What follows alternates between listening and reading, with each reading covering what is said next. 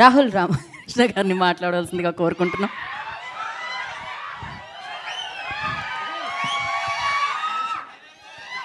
ఎంతసేపు అరుస్తారు నేను చూస్తున్నాను.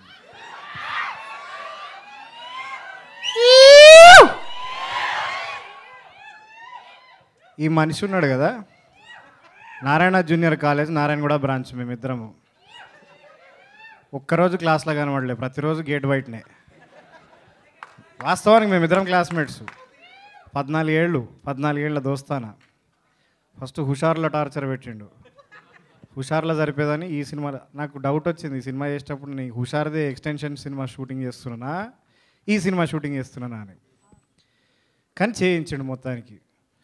సో ఆగా విన డైలాగ్ సినిమా మొత్తం డైలాగ్లే ఉన్నాయి. చూద్దురా 22 తారీఖు నాడు చూడు.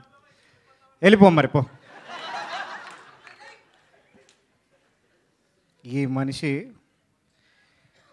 అప్పులో ఎంబడబడతారు కదా, పైసలి అని.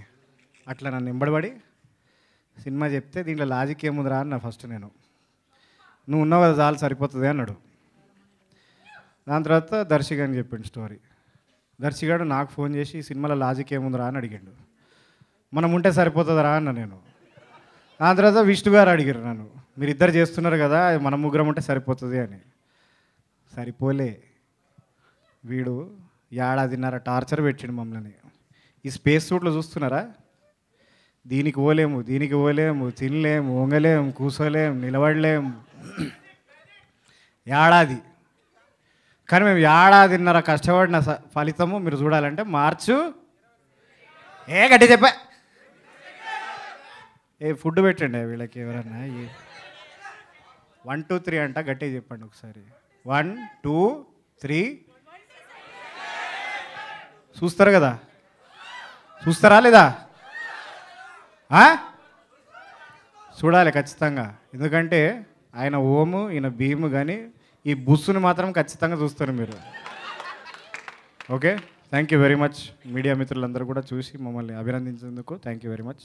గీత గారు, నేను ఇంక ఇచ్చేస్తాను మైక్, నాకు మాటికి ఇవ్వకండి. నా ప్యాంటు జారిపోతుంది లోపల. ఏంటిది ఇవ్వండి డైలాగ్. నా డైలాగా? పైసలు చెప్తా నేను dialogue. Thank you so much. మీరు మరీ ఎక్కువగా కదలకండి.